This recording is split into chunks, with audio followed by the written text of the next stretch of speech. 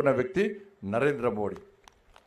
ఇవాళ అందుకే ఎక్కడ చూస్తాం ముస్లిం మహిళలందరూ నో డౌట్ మేము పార్టీకి ఓటేయం, మేము వేసేది ఓన్లీ పువ్వు గుర్తుకు మాత్రమే ఓటేస్తామని చెప్పి ఇలా దేశం మొత్తం వారణాసిలో 2000 మంది ముస్లిం మహిళలు 2000 మంది ముస్లిం మహిళలు మోడీ సాబ్ ఫోటో పెట్టుకొని జై మోడీ అనుకుంటే 3 రకం ముస్లిం మహిళలు ఇవాళ.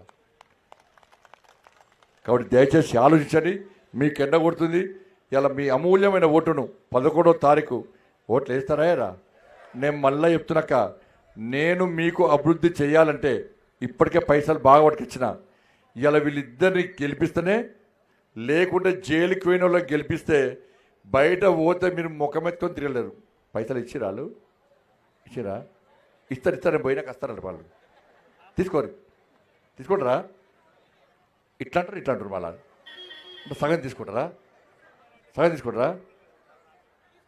పువ్వు తీసుకోవాలా, పువ్వు గుద్దాలంట. వ్యాన్ డ్రైవర్ చెప్తున్నాడు.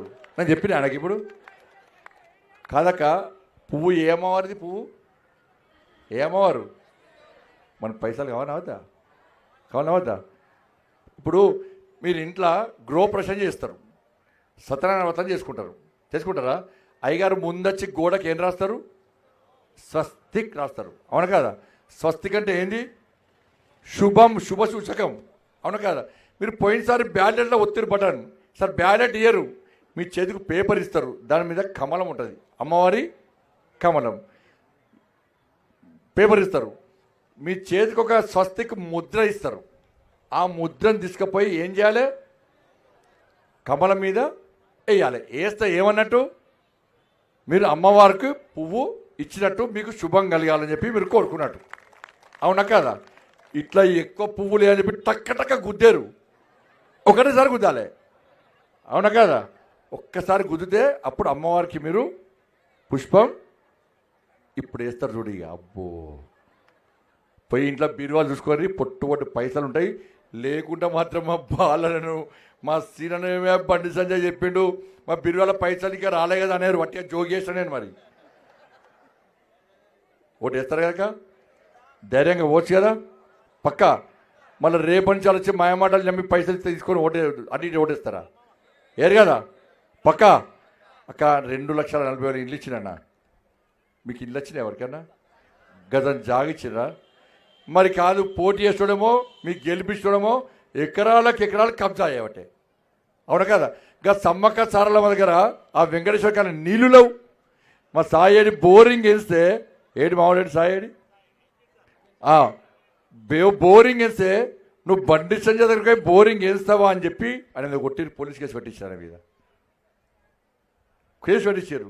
ఇప్పుడు పెట్టిమని అందుకే ఎవరు కబ్జా చేసినా అందరు లోపడించండి. మినిస్టర్ అయినాక అందరు లోపడించిన గడ నీళ్ళు లేవు, అన్నీ చేస్తా కదా నమ్ముండి.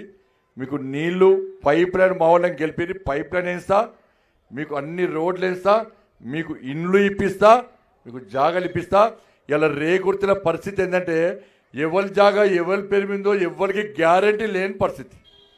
రిజిస్ట్రేషన్లు అవుతలేవు, జాగాలకు లోన్లు వస్తలేవు, ఇల్లు కట్టుకుందామంటే లోన్లు వస్తలేవు, ఇండ్లకు పర్మిషన్లు వస్తలేవు, కొందామంటే కొనరాదు, అమ్ముదామంటే అమ్మరాదు.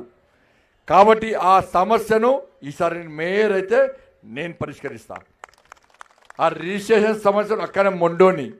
నేను ఎవ్వరికి భయపడటం కాదు. నా మీద 109 కేసులు ఉన్నాయి. కేసీఆర్ నా మీద 109 కేసులు పెట్టాడు. దొంగ కేసు, కబ్జా కేసులు కాదు, మీకోసం కొట్లాడత కేసు పెట్టారు నా మీద. టీవీలు చూస్తారు కదా, నేను ఏదో భయపడా. నేను అంత అమ్మవారిని నమ్ముకొని ఉంటాను. నేను గక్క చచ్చిపోయేటోనే పైదాకా పోయి కింద దాకా వచ్చిన, గుండెపోటు వచ్చి పైదాకా పోయి మా అమ్మని పిలిచి నీ కొడుకు వేండు అంటే మా అమ్మ ఏడ్చుకుంటూ కూర్చున్నది. మళ్ళీ పైదాకా పోతే అట్లా డోర్లు బంద్ చేసిర్రు. ఎందుకంటే రేకుర్తులకు సేవ్ చేయాలని బాకీ నాకు ఉంది కాబట్టి మీ దగ్గరికి మళ్ళీ వచ్చింది నేను, అవును కదా? సావుకే భయపడలే, గీళ్ళకు భయపడతాను అక్కడ. నేను సావే నన్ను చూసి భయపడ్డది,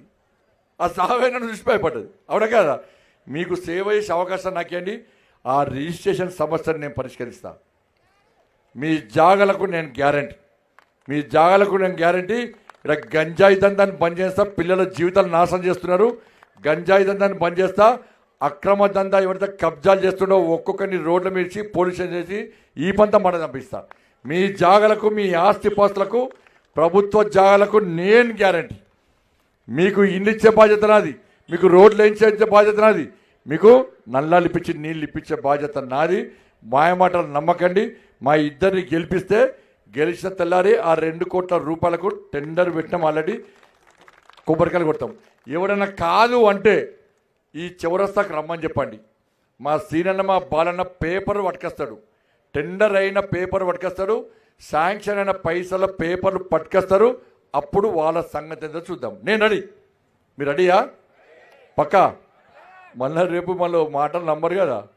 ఏమో అక్క ఇవ్వాలి అక్క ఇంత మంచి చెప్తే వాళ్ళకి నమ్మండి. ఈసారి అమ్ముతారు. ఏడవైనా పువ్వేక, ఏడవైనా గిట్టిన జనం పొట్టు జనం వస్తున్నారు.